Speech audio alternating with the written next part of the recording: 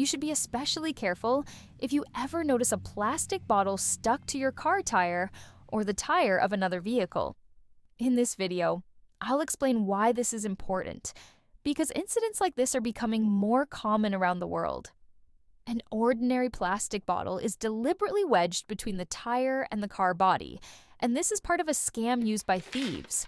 This trick allows criminals to gain access to your vehicle and steal valuables, or in some cases, even the entire car. Most often, the bottle is placed on the passenger side, where you're less likely to notice it as you approach your vehicle. You get into your car, start the engine, and begin to drive away slowly. Suddenly, the bottle makes a very loud noise because it's trapped between the tire and the car body and starts moving around. Naturally, you stop and get out to see what's wrong, and that's when you spot the bottle. At that moment, you may have already left your car unlocked and running. Your belongings could be visible inside or even within easy reach. This creates the perfect opportunity for thieves to step in, steal your valuables, or drive off with your car without you noticing right away. That's why it's so important to stay alert and pay close attention to your surroundings.